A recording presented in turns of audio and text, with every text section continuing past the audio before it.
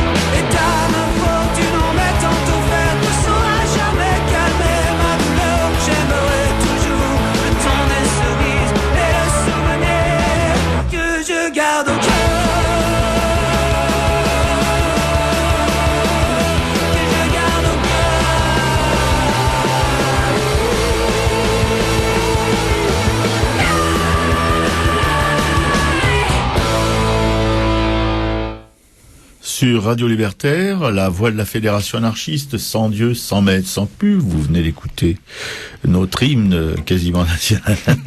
Le temps des cerises par les quoi déjà? Noir Désir, c'est ça, non? Par les Noirs Désirs, voilà. C'est à Racaille, la 137e, avec Piquet-Cou à la régie. Bonjour. Jean à l'instruction publique. Salut à tous. Et Roro qui parle actuellement dans le poste. Voilà, pour une émission consacrée à l'artiste dans la société, l'artiste en dehors de celle-ci. Oui, où il est en permanence, depuis assez longtemps d'ailleurs. L'artiste et l'engagement politique, par contre, là, il est complètement absent. L'artiste et la religion, oui, c'est une constante de la vie d'artiste. On est beaucoup dans les églises pour avoir une espèce de remise de peine du Très-Haut. L'artiste et la science, ça nous passe vraiment au-dessus. Et l'artiste et l'autorité, et alors là, l'autorité, vous savez ce qu'on lui dit. Ce qu'on vous répétera pas, parce qu'il y a peut-être des enfants qui écoutent, mais on peut le dire. Oh, il y en a certainement beaucoup. Oui. Ah oui, beaucoup. Ouais. Enfin, tous ceux qui sont pas à l'école. Avec mon Jean qui tout de suite va vous causer un peu du thème de cette émission. Oui, et alors avant de vous donner le thème, je voudrais faire un petit clin d'œil à une émission qu'on a faite il y a quelques semaines, je sais pas si vous vous souvenez, mais toi je sais que tu t'en souviens, oui, forcément. Tu as été marqué particulièrement par cette émission, c'était sur le plagiat. Ah oui. Ouais, c'était il y a quelques semaines, juste avant la fin de l'année, je pense. J'adore les plagiats. Ouais, et je vous avais raconté notamment que le groupe les Rolling Stones, après avoir autorisé un jeune groupe britannique qui s'appelait The Verve à utiliser un jingle issu d'une de leurs chansons et leur en avoir fait payer les droits, s'était finalement décidé à les mettre à mort en exigeant de récupérer tous ces droits pour une seule petite reprise, voilà. Et là, je viens de finir, ça date d'hier soir, je viens de finir les mémoires de Keith Richards, le guitariste des Stones, que je trouve un type d'ailleurs assez intéressant, j'ai beaucoup aimé le bouquin au passage, et il raconte cette histoire que j'ai trouvée assez savoureuse, c'est que c'était à peu près au milieu des années 90, ils étaient en train de boucler un album, et une des filles de Richards passe chez lui avec son petit ami, et il leur fait écouter l'album, donc le dernier album qui est en pressage. Et une des dernières chansons qui clôture le truc, Richards explique que c'est une chanson de Mick Jagger intégralement. Et la chanson, en écoutant les premières mesures en fait du morceau, la fille de Richards et son copain, ils se mettent à chanter une toute autre chanson. Et donc il arrête tout de suite le truc, et c'est pas les mêmes paroles et tout, mais c'est... Et Richards, il dit, attendez, vous êtes en train de chanter quoi, là? Et la fille dit, mais c'est un truc qui passe en boîte, depuis 2 mois, ça fait un carton dans toutes les boîtes du pays et tout. Bon. Donc, avocat, téléphone, tu vois, avocat, machin, ils ont réussi à arrêter le truc juste avant, à négocier, évidemment, les droits du morceau en question, et surtout à créditer ses auteurs sur la pochette de disque qui était déjà chez l'imprimeur, tu vois, et sur le CD lui-même. Bon, voilà, cet enfoiré, comme dit Keith Richards, cet enfoiré avait intégralement pompé le bazar. Voilà, c'était pour vous dire que le même enfoiré qui était peut-être à l'initiative de la procédure pour... Ah mais exactement, le même, oui. Exactement le même, voilà. C'était un petit clin d'œil à cette émission, au passage, comme quoi, hein. Comme quoi le showbiz produit des grands hommes. Bon, ceci dit, Keith Richards ajoute que il croit à la sincérité, il ne croit pas pour autant qu'il n'y ait pas de sincérité chez Mick Jagger. Il précise simplement que ce type est une véritable éponge et que quand il entend un truc, il l'absorbe et 3 semaines après, il revient avec le machin en disant que c'est lui qui l'a pondu dans la nuit, quoi. D'accord, donc on peut lui accorder beaucoup de crédit. Voilà. Alors le thème d'aujourd'hui, c'est Uma Casa Portuguesa, mais j'ai pas résisté parce que on écoutera ça tout à l'heure. Ça fait référence à un titre d'Amalia Rodriguez que la chère Soledad transportait. Dont la chère Soledad transportait le 45 tours dans sa valise en carton, tu vois. Bon, donc c'est toute ma prime jeunesse, on va dire, qui ressurgit. J'ai pas résisté, mais enfin c'est une émission qu'on aurait pu rebaptiser, que j'aurais pu baptiser différemment, Métaphysique des sensations. Voilà.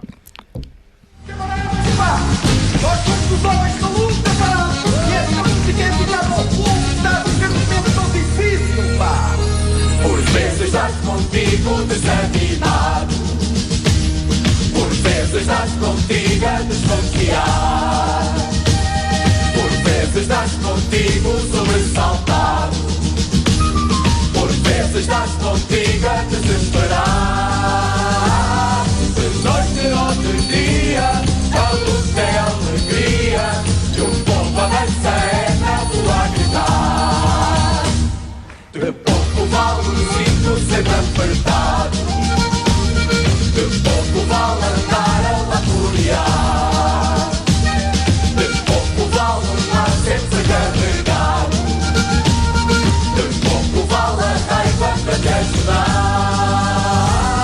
De noite ou de dia, a luz é alegria, e o povo avança é na rua a gritar.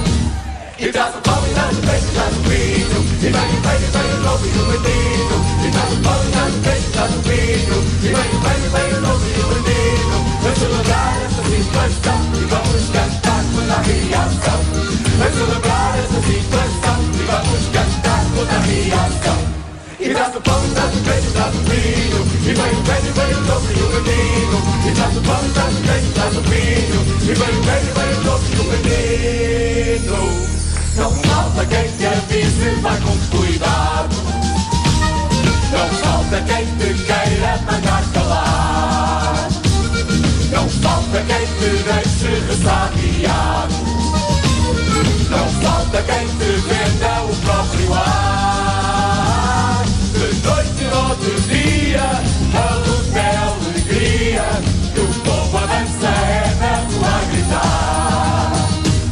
E traz o pão e traz o queijo, traz o vinho, e vem o novo e o menino. E traz o pão e traz o queijo, traz o vinho, e vem o novo e o menino. Vai celebrar esta situação e vamos cantar toda a reação. Vai celebrar esta situação e vamos cantar toda a reação. Vai celebrar esta situação e vamos cantar toda a reação. Vai celebrar esta situação e vamos cantar toda a reação. E traz o pão e traz o queijo, traz o vinho, e vem o novo e o menino. E traz o pão e traz o queijo, traz o vinho, e vem o novo e o menino.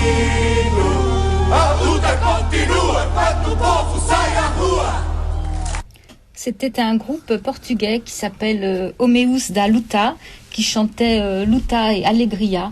Donc c'est un groupe satirique qui porte la musique dans les défilés contestataires. Et comme dit le chanteur du groupe qui s'appelle Gel, la musique est une arme. Sur Radio Libertaire, la voix de la Fédération anarchiste, toujours sans Dieu, sans maître, sans publicité, à Raquel à 137e, avec Piquet-Cou, dont nous venez d'entendre la voix charmeuse, qui nous reste tous les mardis, Jean à l'instruction, qui est à ma gauche, comme toujours. Et tout de suite, pour la mini-tube de luminance de Raymond Lascience, je vais ouvrir le bal en vous parlant d'un événement considérable qui vient de se produire ou qui va se produire dans les heures ou les jours qui viennent, le ralliement de Jean-Pierre Chevènement à Mélenchon-Pantoux. Non. Ah oui, c'est Non. une sorte de baiser de la mort.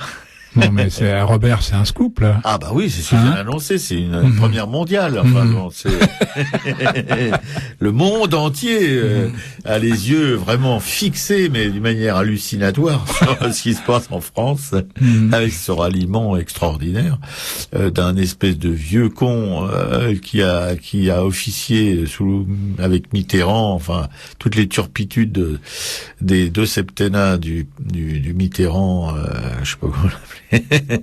De la Roche de Solutré, et qui, voilà, Mélenchon, vous connaissez le personnage, qui se prétend un révolutionnaire acharné, alors qu'il a été pendant 30 ans au Parti Socialiste. Ça fait rigoler même les mouches, enfin les survivantes de cet hiver, qui est assez doux, donc il y en a quelques-unes quand même, qui tombent du plafond, quand on parle de ça. Voilà. C'est une des péripéties, une des clowneries de cette espèce de festival de préélection présidentielle. Enfin bon, tout le monde est à poste presque, sauf le petit moulin à vent qui s'est pas encore déclaré. Et tant mieux pour lui, parce que je pense qu'il va bien pouvoir déclarer pour rallier une majorité de Français à son panache un petit peu déplumé. N'est-ce pas? Donc, je pense que Mélenchon est mort à partir de cette minute, si toutefois Chevènement la glisse pas d'ici la présidentielle. Mais si ça se confirme, et si Chevènement a suffisamment de santé pour aller jusqu'au bout, Mélenchon n'apparaîtra pas, je pense, dans le score final des présidentiables. Parce que ces troupes, faut quand même se poser quelques questions. On peut être électeur et con et vouloir voter, mais quand même, il y a des limites à tout ce qu'on peut leur faire bouffer. Mon Jean. Voilà. Eh ben, je t'annonce aussi le ralliement prochain. Il paraît que ce n'est qu'une question d'heure. Ouais. de Edgar Morin, j'allais dire, c'est beaucoup trop généreux. Hervé Morin. Ouais. Voilà, l'ex-ministre de la Défense, il est en train de négocier serré, là. Voilà. Mais il va se rallier à Sarkozy, bien sûr. Ah non. Ah bah si, bien sûr. C'est un scoop aussi, alors, évidemment. Un scoop, tu vois. Alors j'ai calculé, parce qu'il y a deux centristes qui se sont aussi, eux, déjà déclarés pour Sarkozy. C'est Sauvadet et Leroy. Ah oui, Sauvadet, oui, je vois. Oui. Donc ça bouscule en fait tous les sondages, tu vois. J'ai calculé que si on ajoute Leroy à Sauvadet et Morin aux deux précédents, eh ben ça fait exactement 0% de plus pour Sarkozy. Tu vois. Ah bah si, avec non, ça, très bien. Avec ça, tu vois, il va reprendre du poil de la bête. Hein. Bien sûr. Voilà. Après la primaire socialiste, puis le grand métingue métropolitain du Bourget. Voilà. Hein, tu as suivi. Oh, pas du tout. Non, moi non plus, j'étais incapable de regarder cette foire, mais bon, j'ai eu des échos plutôt favorables. Par contre, mais c'était l'écho de gens qui l'ont regardé. Non, pas avec. Qui l'ont écouté. Non, pas avec un a priori forcément favorable pour Hollande et qui l'ont trouvé quand même différent, on va dire. Ah oui. Bon, c'est mon ami Jean-Louis, je lui fais un clin d'œil parce que je sais qu'il nous écoute ce matin, voilà, qui a trouvé qu'il était pas si mal que ça. Bon, alors, ça là aussi, c'est un baiser de la mort. Voilà, donc après la primaire socialiste qui les avait déjà pas mal déconcertés, hein, puis le grand métingue métropolitain du Bourget qui ont occupé, on peut dire, les devants de la scène médiatico-politique, c'est un petit peu la panique, tu vois, l'UMP, là, ils sont un peu pris de court, en fait. Ils s'attendaient pas, il paraît, à ce que Hollande fasse des propositions. Non, mais déjà, tu vois, on voit les professionnels. Ouais. Bon, alors certains de ses partisans demandent carrément aujourd'hui au chef de l'État d'anticiper sa déclaration de candidature, hein. semblerait que ça puisse en fait être avancé à la fin de cette semaine. D'accord. Déjà, tu vois, tellement ils sont dans la mouise. Hein. Alors, ce qu'on se demande, c'est comment va faire le dispendieux national une fois qu'il se sera déclaré pour continuer d'utiliser aux frais du contribuable le gros navion que les Français lui ont offert à l'insu de leur plein gré. Tu sais, parce que pour l'instant, il se déplace avec ça. Oh oui. Mais c'est en tant que président. Bien sûr. Bon. Tu vois, allez, on va pas être trop méchant. Hein, c'est manifestement très dur pour les sarcolâtres en ce moment d'admettre que leur belle machine à gagner, et c'est vrai, ça a été une sacrée machine à gagner, est devenue une chignole bonne pour la casse, tu vois, et qu'elle n'a aucune chance face au taco pourtant poussif des socialos. Hein, ouais. C'est du moins. Pour dire que c'est d'un haut niveau tout ça. Ouais. Alors que son adversaire socialiste était sous les sunlights, entouré d'artistes. Hein. Ah oui. On a vu. Il y a des artistes encore qui soutiennent des politiques. Ah oui, absolument. Bravo les mecs. Ouais. Ils espèrent peut-être manger un peu de gâteau. Des retours sur investissement, on va dire. Tu sais, Oui, c'est jamais très gratuit tout ça. Donc, alors que son adversaire socialiste était sous les sunlights, le chef de l'État qui présentait ce week-end ses vœux à l'outre-mer s'est affiché, selon ses propres dires, auprès des Français les plus éloignés de la métropole et souvent les plus démunis. Oui, il s'en aperçoit aujourd'hui. Oui. Mais enfin, le candidat non déclaré à sa propre succession a tout de même laissé entendre que Hollande, puisqu'il est censé pas avoir le droit d'en parler, puisqu'il ne fait pas campagne, je rappelle. Oui, qui est toujours le président des soi-disant tous les Français. Exactement, il peut pas parler de Hollande. Il a quand même laissé entendre que Hollande faisait une campagne sans idée, mais c'est pas pour l'attaquer, c'est juste un avis personnel, bien sûr. Bon, en fait, vous lirez pas ça dans les journaux, mais il a été accueilli par des Schettino. Tu vois ce que c'est, Schettino? Non, c'est le commandant du Costa Concorde. Non, je plaisante. J'espère que non, je veux pas tant de mal que ça. Non, Sarkozy, l'homme le plus détesté d'Italie, il n'est pas encore l'homme le plus détesté de France. C'est bien parti quand même. Ouais, c'est bien barré. François Hollande, qui présentera son programme présidentiel jeudi prochain, a annoncé son directeur de communication, Manuel Valls, l'inénarrable Manuel Valls.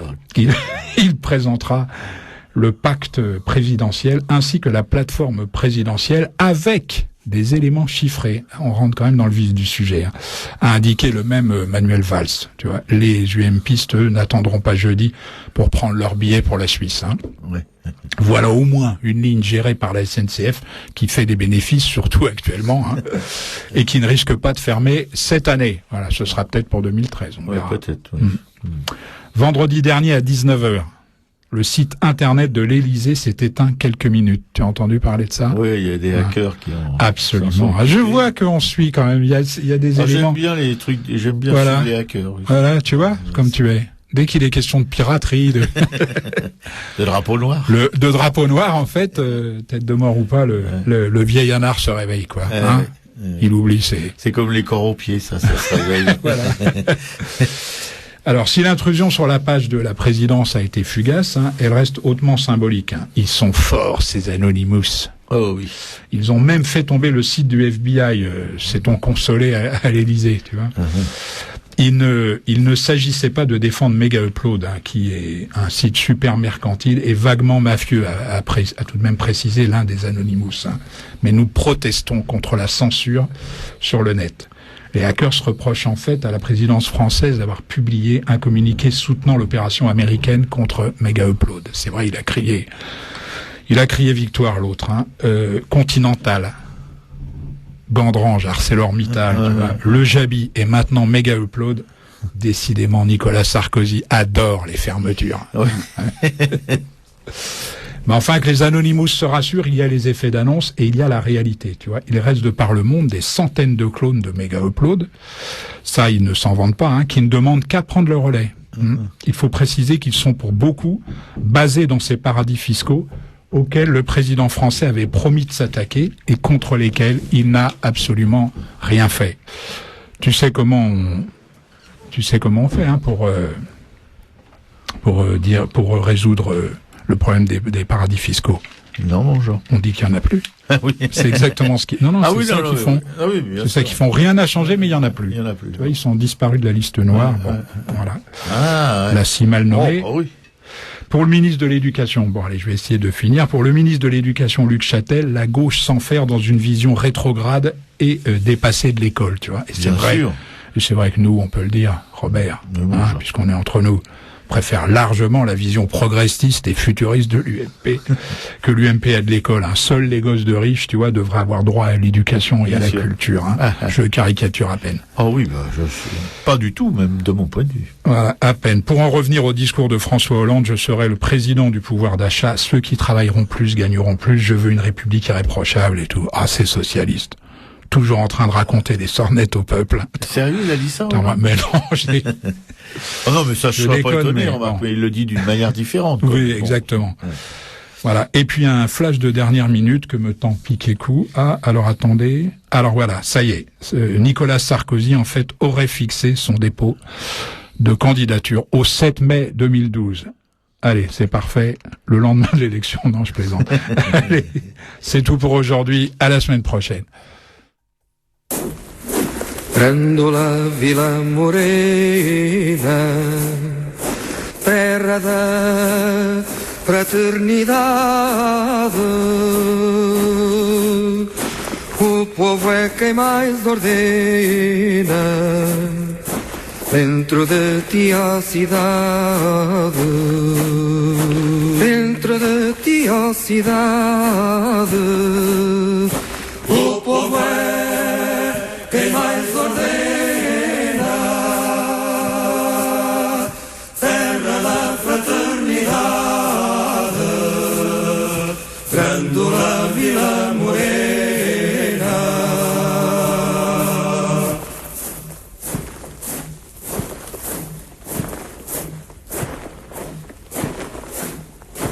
Em cada esquina um amigo, em cada rosto igualdade. Grândola Vila Morena, terra da fraternidade, terra da fraternidade. Grândola Vila Morena, em cada rosto igualdade, o povo é quem mais ordena.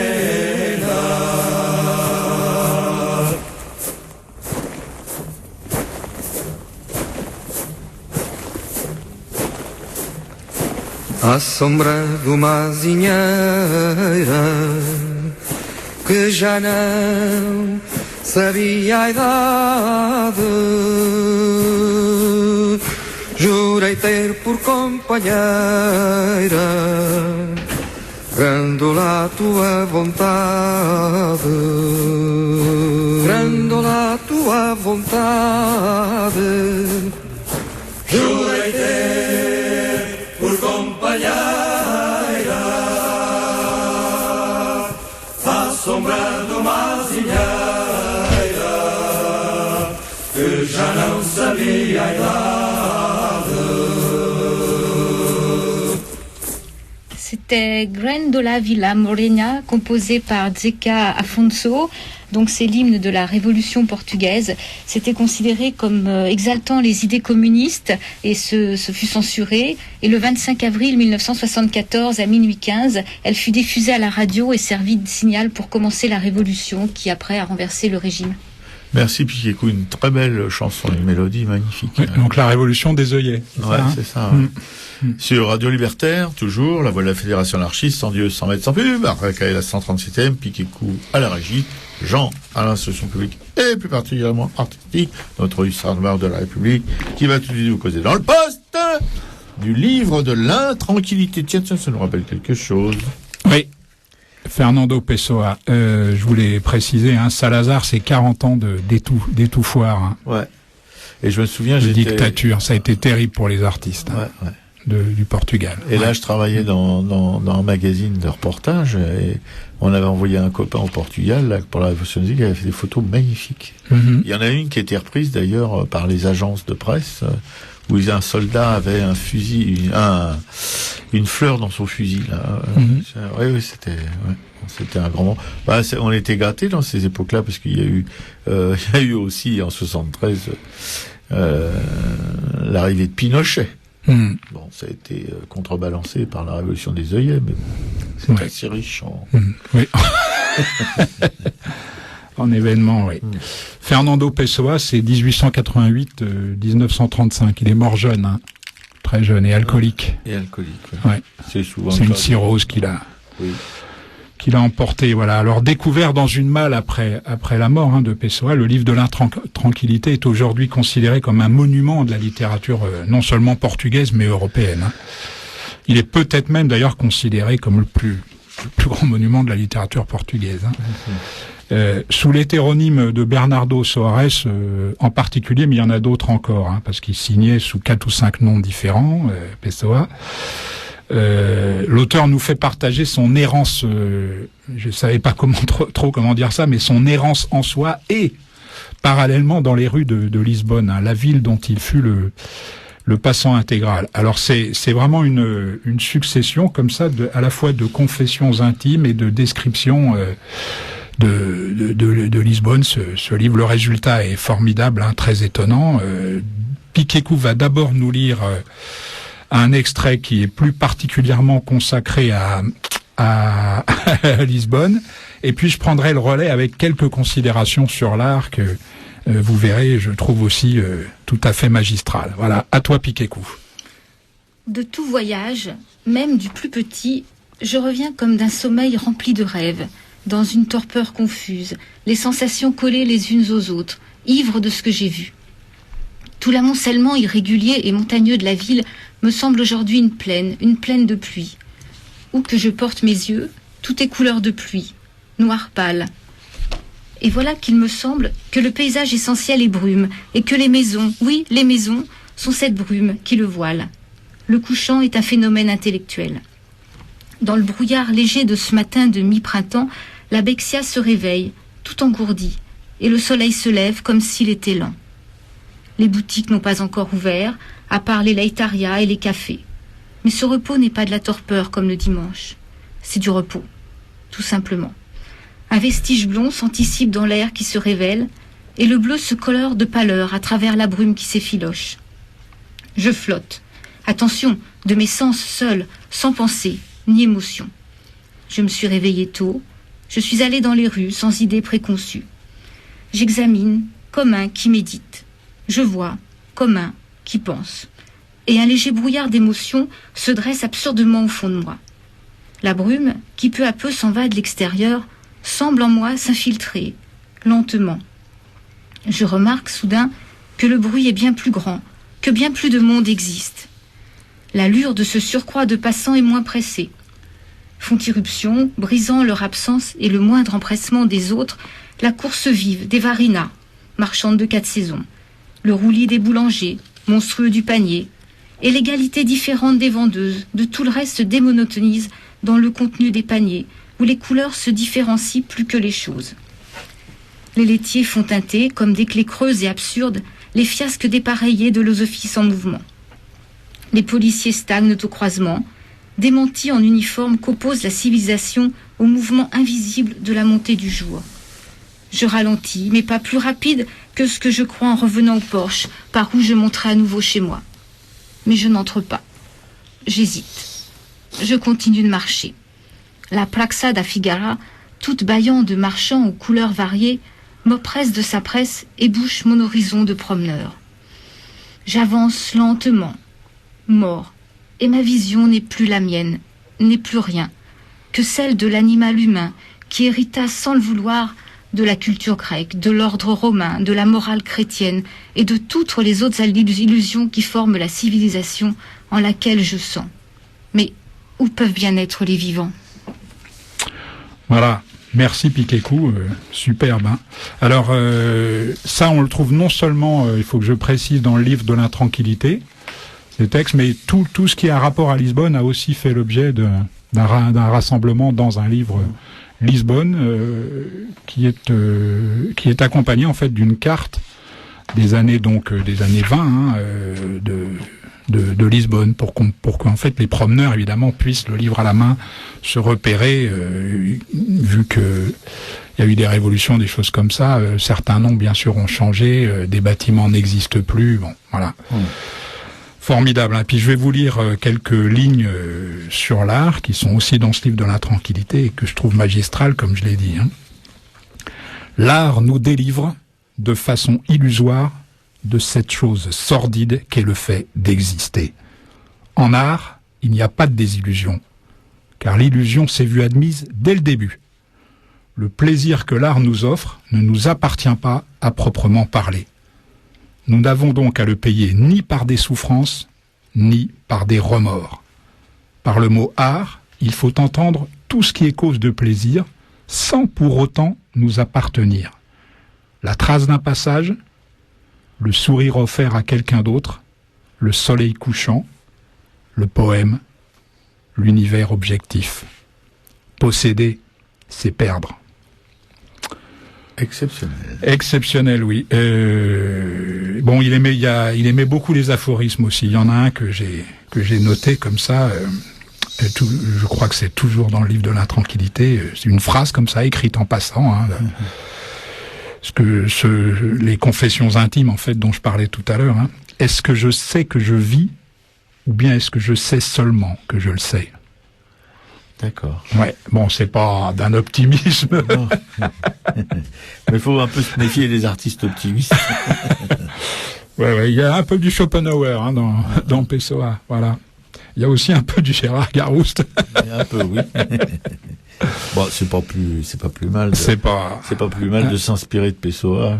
Exactement. Le livre de l'intranquillité de Fernando Pessoa est publié chez Bourgois, hein, Christian Bourgois éditeur. Vous pouvez le commander auprès de la librairie Publico, 145 rue Amelot 75 011 Paris. Métro Robert. Oberkampf, fille du Calvaire ou République. Il ne se trompe plus jamais. Jamais. Je sais pas, on va peut-être arrêter d'ailleurs, non?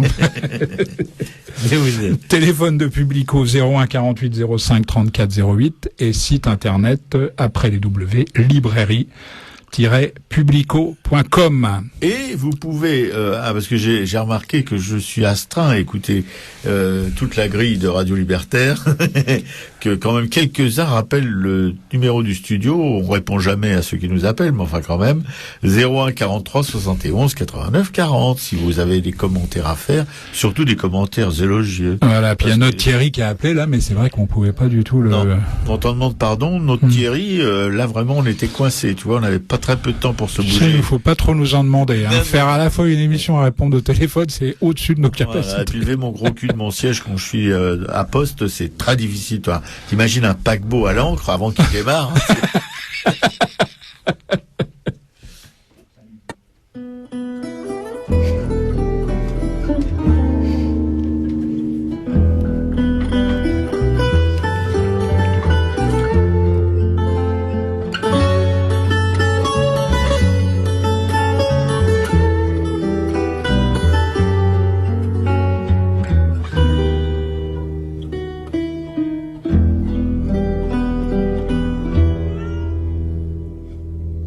Do vale à montanha, da montanha ao monte, cavalo de sombra, cavaleiro monge, por casas, por prados, por quintas, por fontes, caminhais aliado. Do vale à montanha, da montanha ao monte, cavalo de sombra, cavaleiro monge, por penhascos pretos atrás.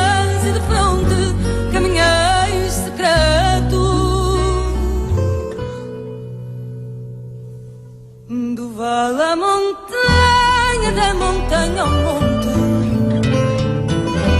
cavalo de sombra, cavaleiro monge, por prados desertos sem ter horizontes, caminhais libertos, caminhais libertos, caminhais libertos.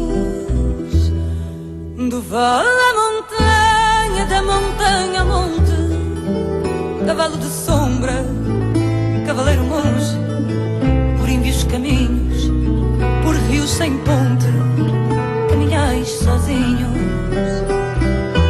No vale a montanha, da montanha ao monte, cavalo de sombra, cavaleiro monge, por quanto é sem fim, sem ninguém que o conte, caminhais em mim. Do vale à montanha, da montanha ao monte, cavalo de sombra, cavaleiro monge, por prados desertos, sem ter horizontes, caminhais libertos, sem ter horizontes,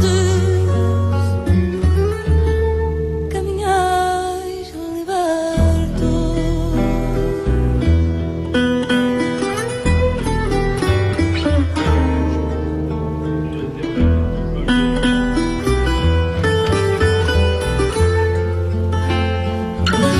Cavalo de sombra, cavaleiro monge, por quanto é sem fim, sem ninguém que o conte, caminhais em mim. Ai, cavaleiro monge, por penhascos pretos, por rios sem ponte, caminhais em mim.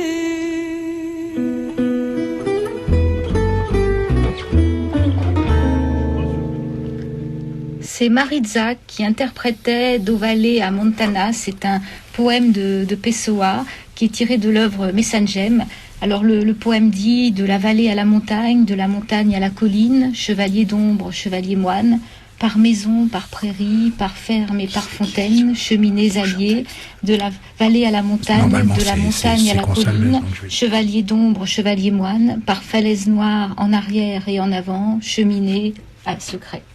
Sur Radio Libertaire, la voix de la Fédération anarchiste, toujours la même, toujours aussi dynamique, à la 137e. Jeune. Jeune, avec Piquet-Cou, qui vous fait des commentaires savants sur les musiques que l'on passe, ce qui manque un peu dans cette radio parfois. Et puis, Jean, à l'instruction publique, notre hussard noir, qui va vous causer dans le poste tout de suite. Nuno Gonçalves. Oh. Mais en fait, je dis une histoire de mystérieux peintre portugais, mais je suis gonflé d'avoir fait un papier sur lui parce qu'en fait, on sait rien. Alors, je vais quand même essayer de tenir 10 minutes. Non, mais moi, je trouve que c'est au contraire, notre mission de parler de gens que personne ne connaît, justement. Ça change un peu de tous les poncifs dont on nous gaffe partout. Voilà. Et alors, donc Nuno Gonçalves, actif, tout ce que je peux dire sur lui, tout ce que je peux préciser. Je sais pas quand est-ce qu'il est né, je sais pas quand est-ce qu'il est mort. Ouais. Oui, personnellement, ça me perturbe pas.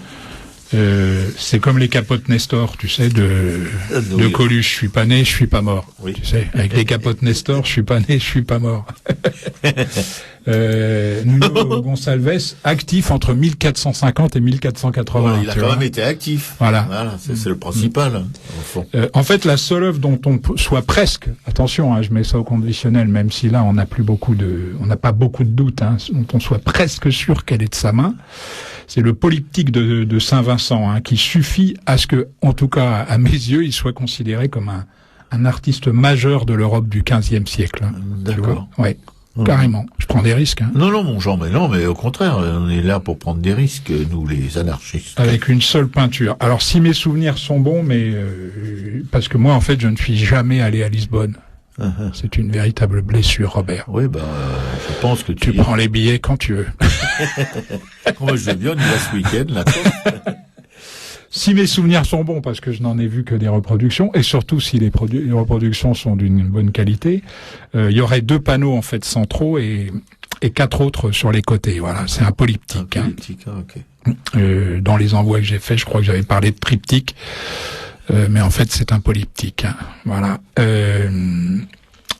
En effet, on va dire, c'est grâce au rayonnement, tu vois, européen de ce chef-d'œuvre, hein, je pèse mes mots, qu'une école portugaise de peinture a pu voir le jour. Hein. dans une péninsule ibérique dont on va dire qu'elle était encore dominée par le style gothique. Hein. Là, l'artiste, hein, donc Nuno Gonçalves, hein, dans un style dérivé avec bonheur de Van Eyck, hein, il a regroupé. On est très proche, hein, mais c'est dans les visages, je trouve qu'il y a une différence assez notable hein, avec Van Eyck. L'artiste donc il a regroupé toute la société de son temps, hein, la cour royale et les différents ordres autour de Saint Vincent, hein, qui est le patron en fait de Lisbonne. Alors le peu de documentation, on en a quand même un tout petit peu, hein, qu'on ait au sujet de Gonçalves, hein, commence en 1450 en fait lors de sa nomination comme peintre du roi Alphonse V, c'est pour se terminer en 1492. Date à laquelle on peut présumer en fait qu'il était déjà mort. Hein. C'est pour ça que quand je dis actif entre 1450 et 1480, c'est pour être sûr. Hein. C'est peut-être 1490. Enfin voilà. Bon. On sait donc qu'il peignit en 1470 ce retable donc de la chapelle du Palais Royal de Sintra, hein, malheureusement disparu. Non, pardon, c'est pas ce retable, c'est un retable hein, de la chapelle du Palais Royal de Sintra, malheureusement disparu. C'était sur le même thème hein, de Saint-Vincent. C'est pour ça que je viens de faire ce lapsus. C'est grâce en fait à la citation de l'artiste portugais Francisco de Holanda, auteur des célèbres dialogues avec Michel-Ange, qui date de 1548, si mes souvenirs sont bons, qu'on est quasi certain en fait qu'il peignit également le grand retable de Saint-Vincent pour la cathédrale de Lisbonne, démonté et remplacé à la fin du XVIIe siècle. Hein. Donc ce fameux polyptyque dont on parlait tout à l'heure. Voilà. À ce noyau principal viennent s'ajouter en fait une demi-douzaine de peintures sur bois, dont les plus intéressantes sont 2 panneaux représentant grandeur nature, 2 phases du martyre de Saint-Vincent, décidément il y tenait, et un retable avec 2 saints franciscains surmontés d'une adoration des mages. Hein. Voilà, cet ensemble exceptionnel de peintures, hein, où ce qu'il emporte, on va dire, n'est pas la composition, hein, comme chez Van Eyck par exemple, hein, pourtant remarquable, hein, mais plutôt la qualité de la pénétration psychologique des portraits, hein, c'est quand même exceptionnel pour le XVe siècle, hein, fait que la notoriété de Gonçalves va grandissante. Hein. Le polyptyque de Saint-Vincent donc nous présente une lointaine et pourtant vivante assemblée, hein, composée de dizaines de personnages d'âge et de conditions sociales les plus variées, hein. Princes, prêtres, moines, chevaliers, dont les portraits sont exécutés avec une incomparable économie de moyens. Hein.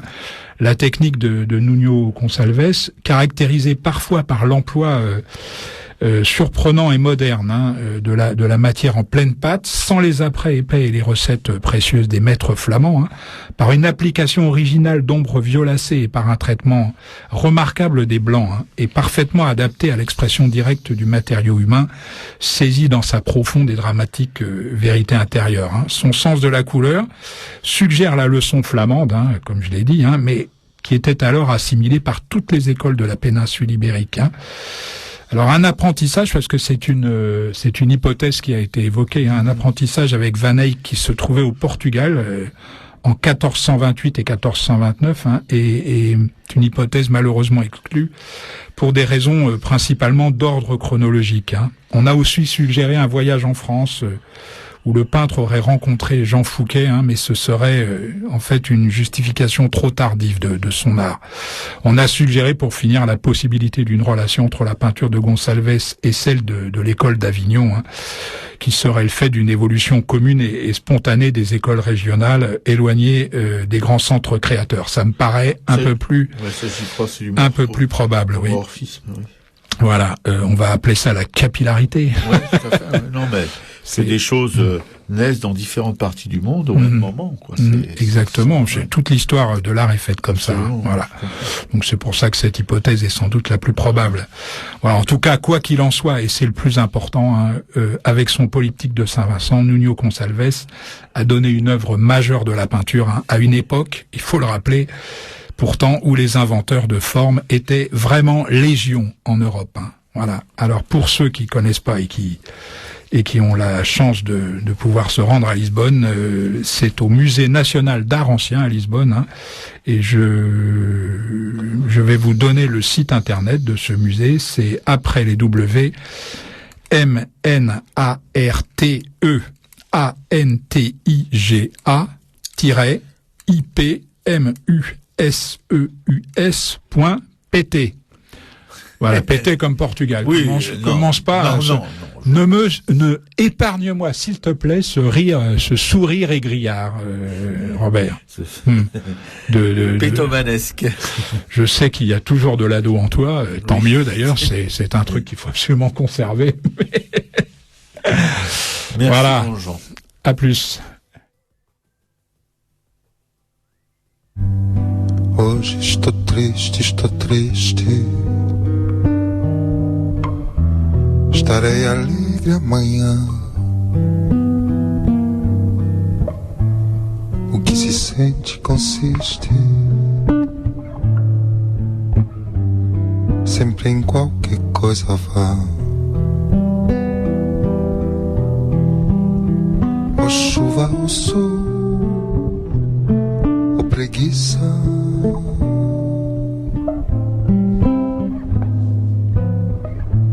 Tudo influi, tudo transforma. A alma não tem justiça. A sensação não tem forma.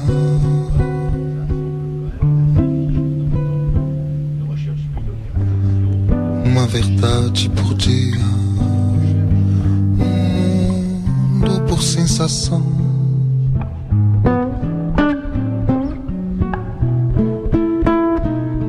Estou triste, a tarde está fria, amanhã sou irrazão. Estou triste, a tarde está fria, amanhã sou irrazão. Estou triste, a tarde está fria, amanhã sou irrazão. C'est Jean-René C'est moi D'Alercy maintenant qui interprétait Oggi sto triste. Sur Radio Libertaire, la voix, vous reconnaissez la voix, hein, belle et grave, de la Fédération Juste. Sans Dieu, sans maître, sans pub, ça ne changera jamais. Radio Libertaire et Araka, et la 137e avec pique et coup à la technique et aussi aux choix musicaux. Ouais. Mon Jean. Absolument, on ne la remerciera jamais assez. Jamais assez. Et quant à la voix de la FA, pour les anarchistes du beau sexe qui nous écoutent, je rappelle quand même que Robert a été steward dans une vie antérieure. Dans un laps de temps assez court quand même, il faut le préciser. Oui, précisons-le, parce que c'est pour ça que la métempsychose, qui suit ces choses-là, m'a accordé d'enfin avoir ma réincarnation complète. Bon. Voilà, et puis là on va aborder une artiste abstraite, entre guillemets, portugaise, parce que c'était pas de l'abstraction pure. Hein, mais non, enfin, voilà. ça y ressemble beaucoup quand même. C'est Vieira da Silva, 1908-1992, et c'est Robert qui s'y colle. Oui, donc cette vieille peau arrive à Paris à l'âge de 20 ans. Ah non. Non, parce que Jean, j'aurais pas dû dire ça, parce que Jean va m'en vouloir, là. Non, déjà, on ne parle pas des femmes comme ça, Robert, je te le dis tous les mardis. Oui, hein. bon, Jean. Après moi je parle de la même manière des vieux cons. Hein. Après ça, c'est sûr que tout le monde y passe. Mais j'aimerais que... Voilà. Oui, mon Jean. Bon, je respecterai donc tes vœux. Après une enfance lisboète, déjà, une enfance lisboète, faut le faire, marquée par l'amour des livres et une curiosité très vive pour les arts. Son amour pour les livres pourra peut-être expliquer pourquoi elle peignait beaucoup de bibliothèques. Bon. Elle n'a en effet que 11 ans quand sa mère la confie à un professeur de dessin. Pauvre enfant. À son arrivée dans la capitale française, elle fréquente l'Académie de la Grande Chaumière. Alors là, c'est vraiment... Que j'ai fréquenté aussi. Et toi? Non, c'était Julien. Ah bon, moi j'ai fréquenté les deux. Et comme je me suis fait virer de chez Julien, il a fallu que je me rabatte sur la grande chaumière où on virait jamais personne. Ah non, jamais. Il suffisait de payer. Oui, c'est ça. Oui.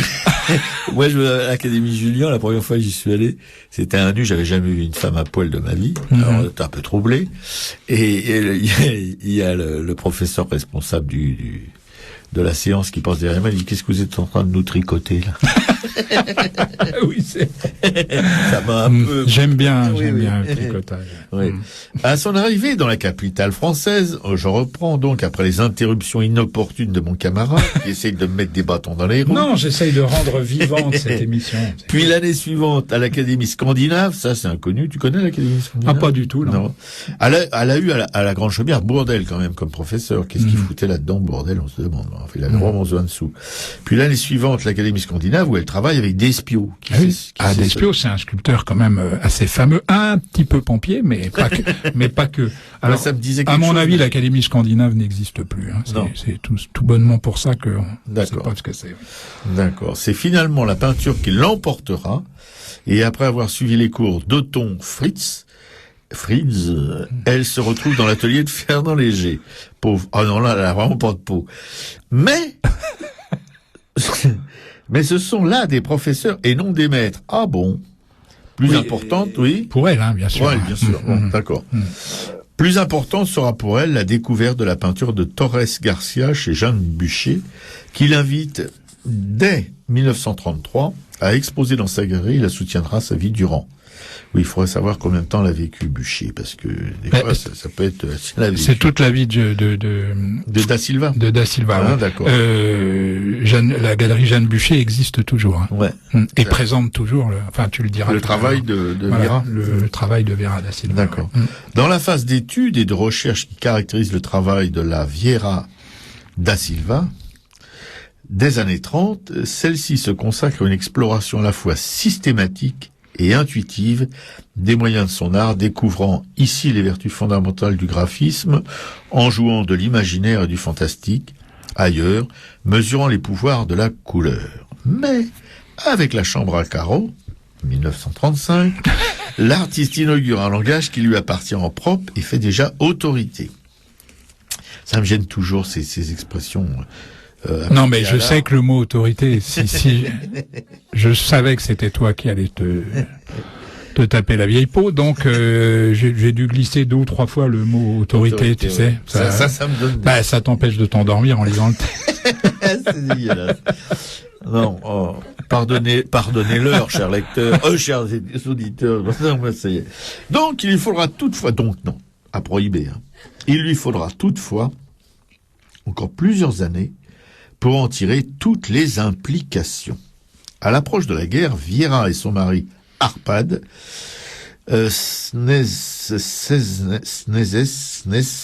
partent pour... Il pourrait pas avoir des noms un petit peu plus orthodoxes. C'est portugais quand même. Partent pour Lisbonne, oui. Puis de là, gagnent le Brésil où ils s'installent en 1940. Et où, je vous le dis, au Brésil... Je vous le donne, Émile, à Rio de Janeiro. C'est vachement original. De cet exil, qui se prolongera jusqu'en 1947, Vieira da Silva rapportera des toiles où apparaît pour la première fois cette dislocation de la perspective classique qui sera à la base de son œuvre ultérieure.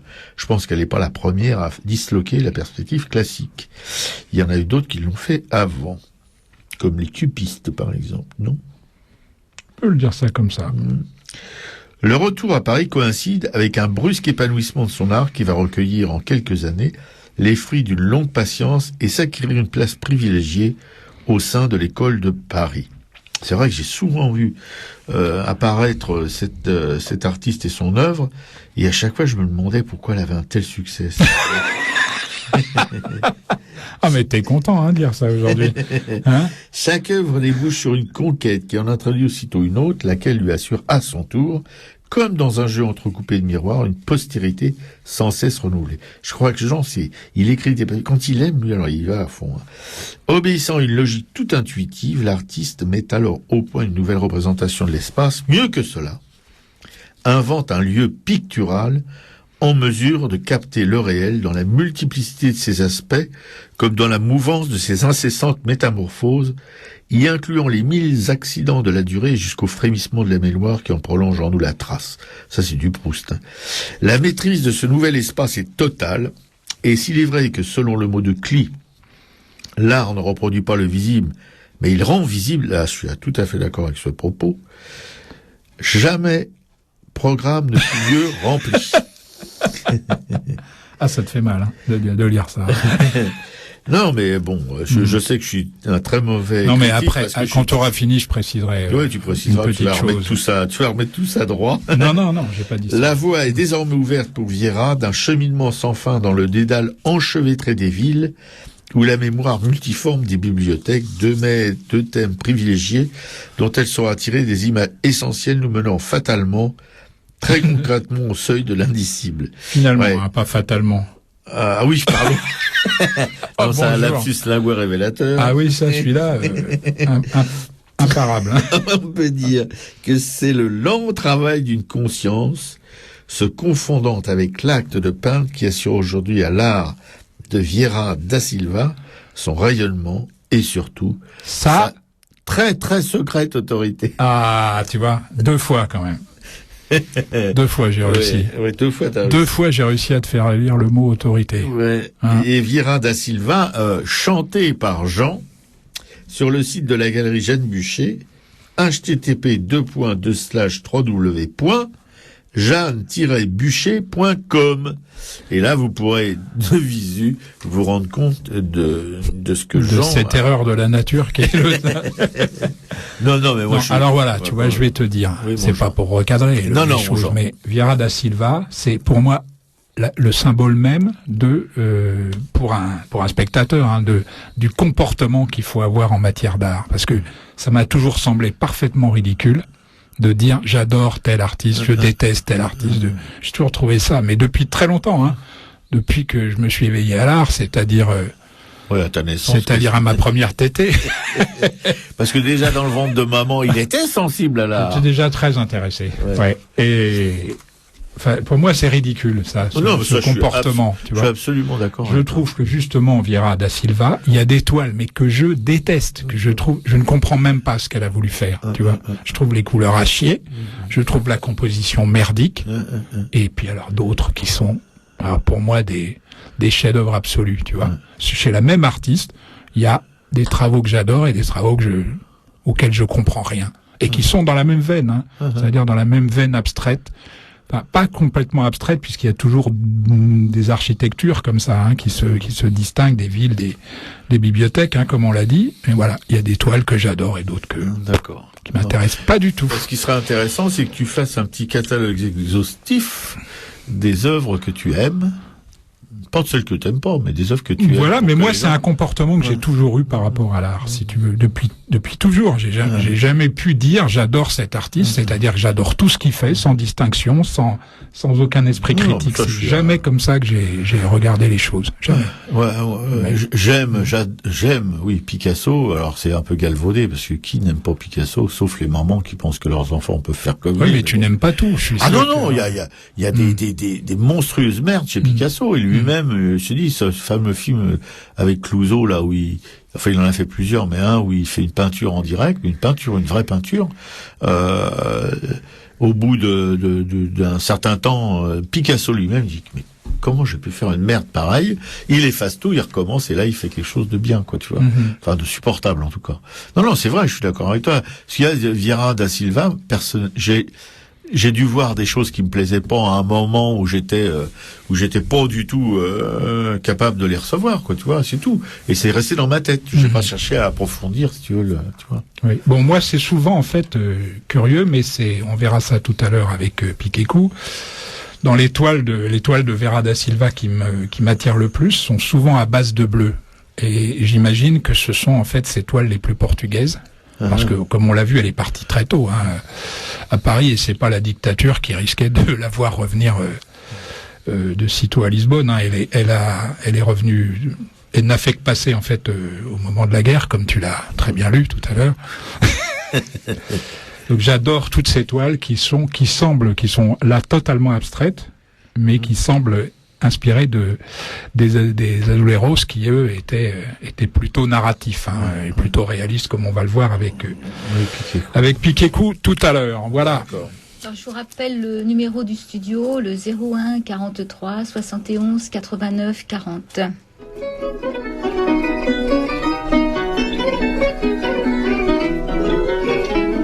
Numa casa portuguesa fica bem, pão e vinho sobre a mesa. E se à porta humildemente bate alguém, senta-se à mesa com a gente. Fica bem esta franqueza, fica bem, que o povo nunca desmente. Na alegria da pobreza está nesta grande riqueza de dar e ficar contente. Quatro paredes caiadas, cheirinho alegre, cacho de uvas doiradas, duas rosas num jardim, São José de azulejos, mais o sol da primavera, uma promessa de beijos, dois braços à minha espera.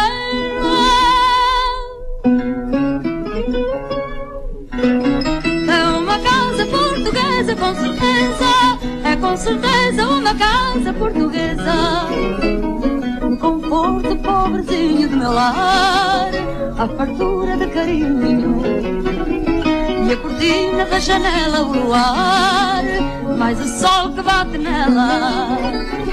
Basta pouco coxinho para alegrar uma existência singela. Mas o amor, pão e vinho, caldo verde, verdinho, a fumegar na tigela. Quatro paredes caiadas, cheirinho alegre, cacho de uvas doiradas, duas rosas num jardim. São José de azulejos, mais o sol da primavera, uma promessa de beijos, dois braços à minha espera. É uma casa portuguesa, com certeza uma casa portuguesa. É uma casa portuguesa, com certeza uma casa portuguesa. Amalia Rodriguez, Uma Casa Portuguesa. Quelle voix sublime sur Radio Libertaire, la voix de la Fédération anarchiste.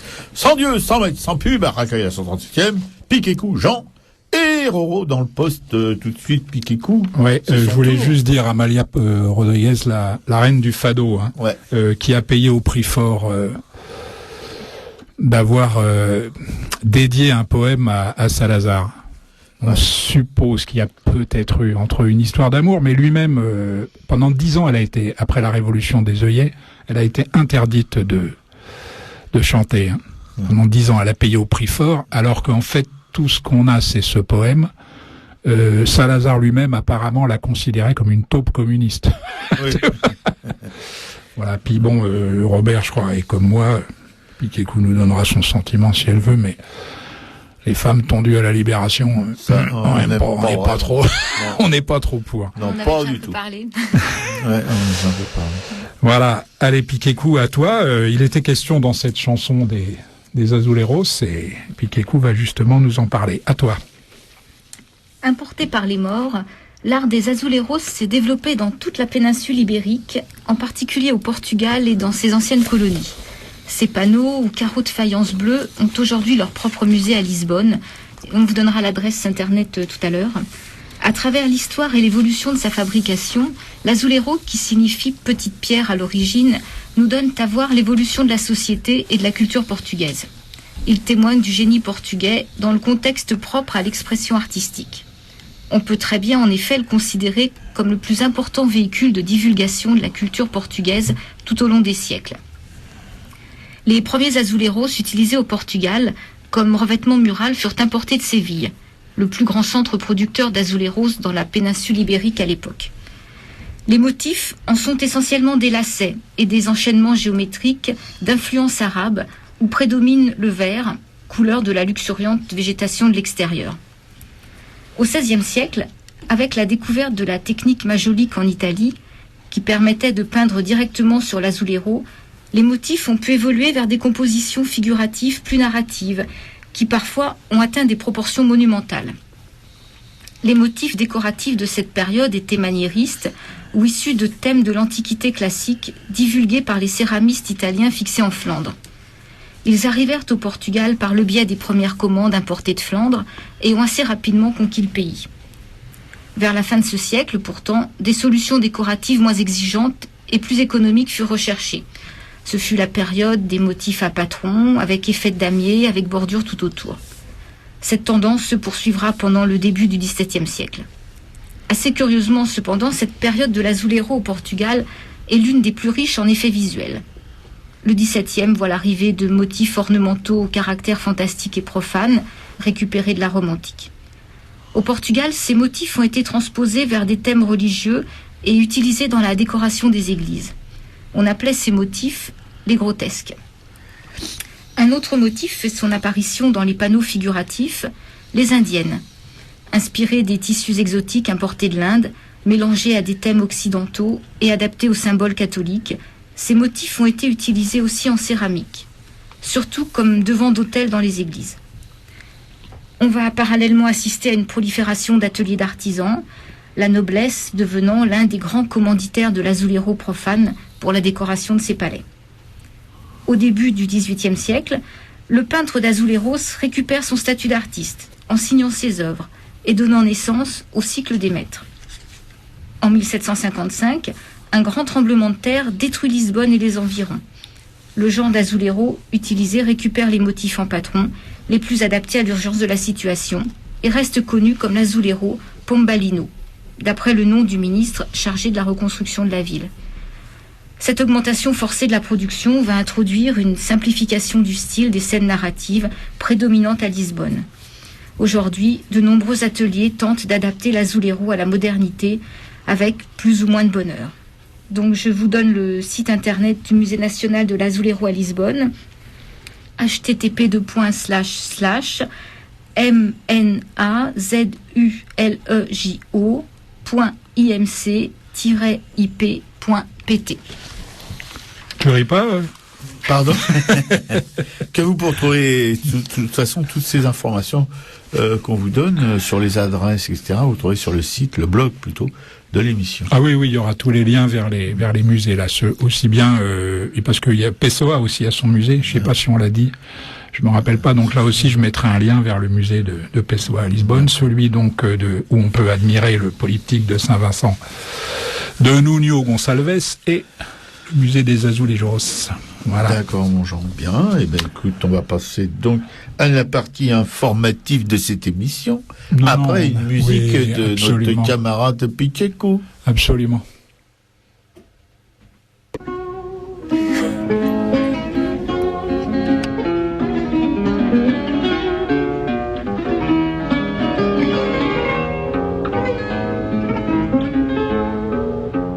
Coimbra, uma lição de sonho e tradição. O lento é uma canção e a lua a faculdade.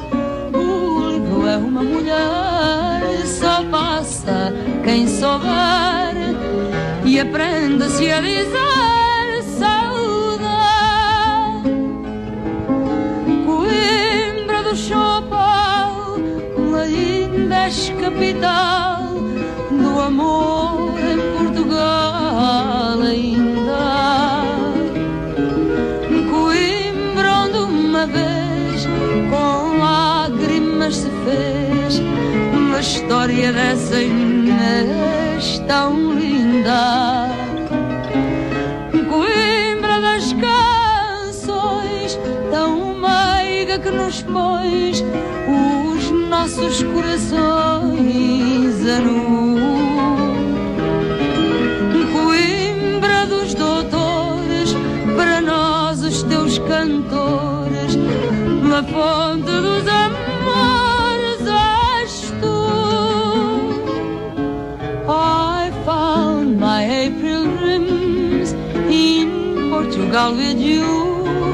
When we discovered romance like I never knew, my head was in the clouds, my heart went crazy too, and madly I said I love you.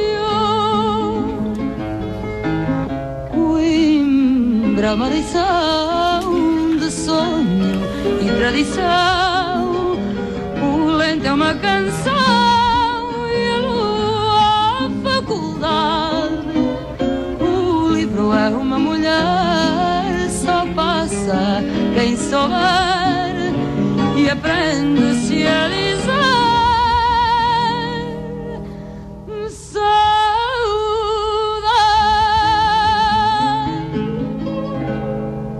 À nouveau, Amalia Rodriguez qui interprétait Coimbra. C'est une chanson écrite à la fin des années 30 par José Gallardo. Une chanson passée presque inaperçue, en fait, avant d'être prise dans le film d'Armando Miranda, Capas Negras. Ensuite, Amalia Rodriguez l'a intégrée dans son répertoire. Et elle fut reprise par Yvette Giraud sous le titre Avril au Portugal au début des années 50. Et tout ça sur Radio Libertaire, la voix de la Fédération anarchiste.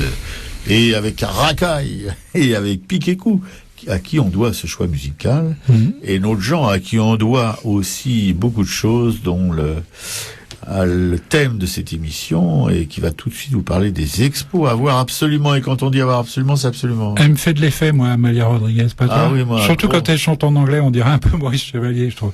Mais ça peut être dû à la configuration de Lisbonne qui fait un peu penser à Ménilmontant ou l'inverse. Enfin bon.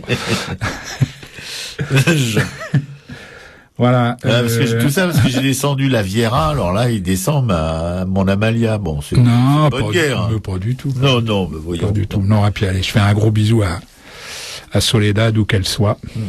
Je sais qu'elle est au Portugal, mais alors où je l'embrasse sur la moustache, voilà. Expo à ne pas manquer, préhistoire, l'enquête, ça c'est la première, c'est au Palais de la Découverte, avenue Franklin Roosevelt, dans le 8e arrondissement. Oui, un quartier très populaire. Ah bah souvent, t'as remarqué? Oui, j'ai remarqué. Je fais la promo souvent d'expos qui ont... ça devient un peu... Faut se traîner chez les rupins. Ouais, c'est con, il y a plus d'expos en fait dans les quartiers. Voilà, celle-là c'est valable jusqu'au 17 juin, donc vous avez un peu le temps, L'exposition s'articule en fait autour d'une scène de crime préhistorique vieille de 7400 années. Tu te rends compte? Oui. Pour les petits détectives en herbe. Pour les Maigret et compagnie. La double sépulture mésolithique en fait de la nécropole de Téviec, découverte en 1928 au large de Quiberon, elle est au cœur de toutes les interrogations.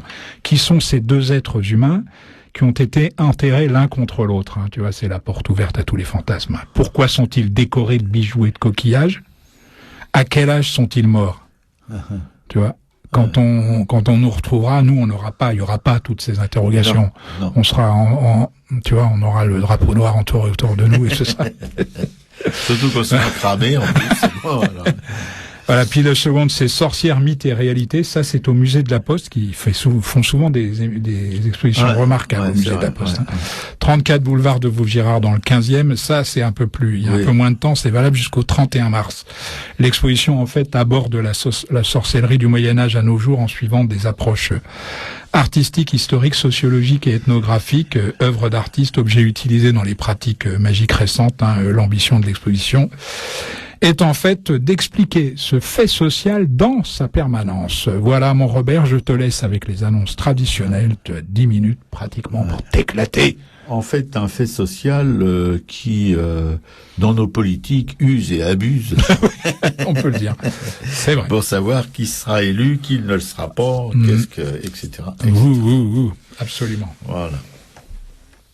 Non, pas de musique. Là, je crois que tu ferais mieux de. Voilà. Bon, eh bien. Comme tu veux. Non, je veux dire, tant pis, on fera après. Non, je me suis un peu mélangé les crayons. Veuillez me pardonner, chers auditeurs, chères auditrices, chers auditeurs. Voilà, pour vous évoquer pour la énième fois, et c'est pas demain la veille que ça va s'arrêter, nos œuvres qui sont, enfin les œuvres de la FA. Je dis nos parce que comme on fait partie de la FA, évidemment, on les considère un peu comme les nôtres. Que sont Radio Libertaire, la Librairie Publico et le magazine Le Monde Libertaire. Alors la radio, comme vous le savez, comme je vous le répète chaque mardi, est une association sans but lucratif comme toutes les œuvres de l'AFA et qui ne bénéficie pratiquement d'aucune subvention à part celles qui sont distribuées aux radios associatives par l'organisme d'État qui en est chargé, mais qui ne suffisent pas aux besoins que l'on a de maintenance de matériel, de renouvellement de matériel. Vous savez que maintenant toute la technique actuelle coûte assez cher et donc si on devait se servir que des subventions, on aurait une radio qui marche à vapeur, vous voyez, au lieu de marcher à l'électricité. Ou alors on aurait des vélos, puis on pédalerait pour recharger les accus. Bon, c'est pas très éloigné de la réalité. Voilà. Donc pour tout ça, on édite une carte d'auditeur que vous pouvez trouver à la Librairie Publico, dont Jean vous parle tous les mardis à propos des livres dans lesquels il a trouvé sa manne pour faire l'émission. Et dans cette librairie, évidemment, vous trouvez non seulement la carte d'auditeur qui coûte 20 €, mais vous pouvez trouver aussi des bouquins, des magazines, des CD, des DVD, de la presse militante, dont Le Monde Libertaire, qui a on appelle ça un dépôt de presse, voilà, au Monde Libertaire, auquel vous pouvez aussi vous abonner à la Librairie Publico. Là, je fais un blot parce que il y a beaucoup de choses qui s'entremêlent entre les trois œuvres. La radio, qui fait de la publicité pour Le Monde Libertaire et pour la Librairie Publico. La Librairie Publico, qui, permet à la radio, par l'intermédiaire de ses ventes de cartes, de pouvoir assurer sa maintenance et qui sert aussi au Monde Libertaire, le magazine de la Fédération anarchiste, qui paraît tous les jeudis en kiosque, auquel donc vous pouvez vous abonner en allant à la Librairie Publico, même pour le chercher si vous voulez. Un Monde Libertaire qui est un magazine évidemment révolutionnaire au service de nos idées, mais que des plumes sympathisantes ou pas, mais étrangères en tout cas, à notre organisation, alimentent régulièrement de textes qui peuvent vous intéresser. J'ajouterais qu'il y a aussi maintenant un gratuit qui va paraître épisodiquement, je ne sais pas si c'est toutes les semaines ou tous les 15 jours, un gratuit que vous pourrez trouver à certaines entrées de métropolitains où des militants pourront vous le proposer. Alors surtout, il est pas vendu, il est gratos. Alors s'il y a des mecs qui veulent vous le vendre, vous pouvez vous poser des questions. Non, c'est gratuit. On a fait une petite expérience ce matin dans une rame de métro de la ligne numéro 1. Pas à l'entrée du métro, il y avait peu de monde, mais dans les rames, on a pu en écouler quelques-uns. C'est assez facile, assez sympathique. On n'a pas vraiment une franche hostilité, quoi. Des fois, ça fait peur quand il y a une jeune fille qui a refusé parce qu'elle disait non, c'est de la politique. Ah non, j'en veux pas. Elle était effrayée. Voilà. Peut-être par mon aspect aussi, c'est possible, mais je crois que c'était le Monde Libertaire qui lui faisait peur, quoi. Le Père Noël qui distribue le Monde Libertaire. Il y a comme une contradiction tout de même. Oui, mon Jean, bien sûr. Voilà, donc ces trois œuvres, je répète, la radio, carte d'auditeur, 20 € à Publico. Publico, qui est une librairie militante qui a aussi besoin de votre visite. Ah oui, et j'oubliais, la Librairie Publico qui tous les samedis, et particulièrement en ce moment, il va y avoir une projection, je crois que c'est vendredi, contrairement à l'habitude, c'est samedi, une projection d'un film sur Sacco et Vanzetti, avec après la projection, une discussion qui peut s'engager entre les spectateurs et les réalisateurs du film, je crois que c'est ça. 19h30 ce vendredi. 19h30 ce vendredi. Et le samedi aussi, il y a une manifestation à Publico, le samedi après-midi, à partir de 16h, 16h30, je crois. Tu es au courant Pas ce samedi. Pas ce samedi. Mais enfin, il y en a une, j'en suis sûr. Donc, la Librairie Publico, et puis, où vous pouvez trouver, donc, j'ai dit le Monde Libertaire, je répète, mais certainement, le point le plus important pour une librairie, c'est qu'elle ait des visiteurs. Parce que une librairie, ça vit.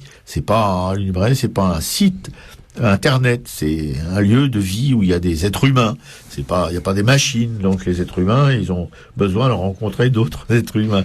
Je parlais de nos deux permanents, Laurent et Max, qui sont vraiment des gens qui savent D'abord, qui lisent beaucoup des livres qui vendent et qui peuvent donc vous aider si vous êtes un peu paumé à vous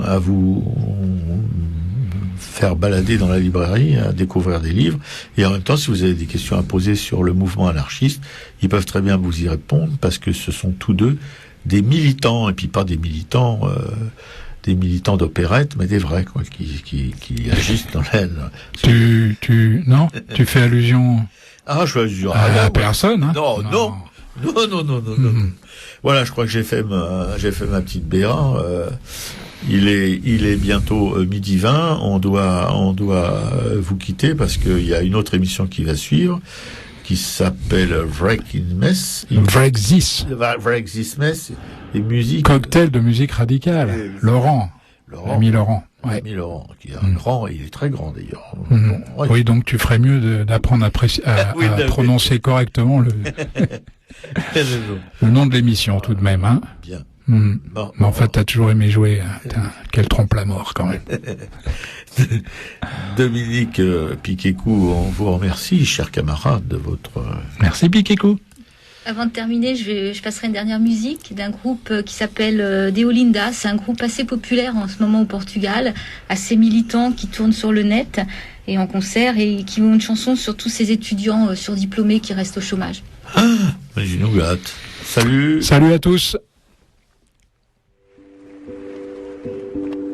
Sou da geração sem remuneração,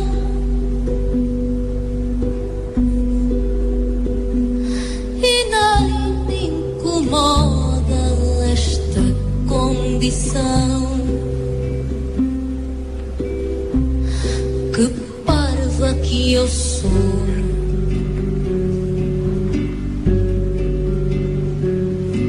porque isto está mal e vai continuar. Já é uma sorte eu poder estagiar. Que parva que eu sou,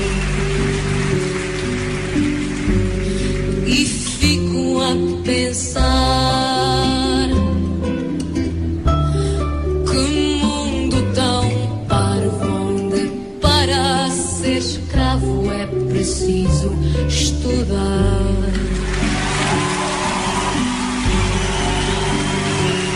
Sou da geração casinha dos pais, se já tenho tudo, para que querer mais?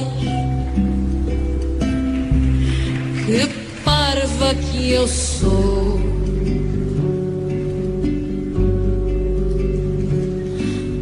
filhos, maridos, estou sempre a adiar, e ainda me falta o carro pagar.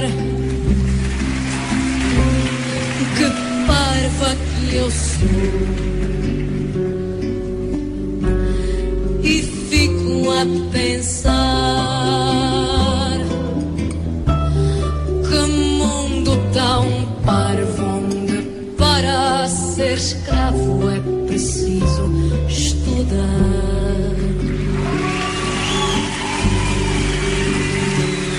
Sou da geração, vou queixar-me para quê? Alguém bem pior do que eu na TV. Que parva que eu sou, sou da geração, eu já não posso mais que esta situação dura tempo demais. E parvo eu não sou, e fico a pensar que mundo tão parvo, para ser escravo é preciso estudar.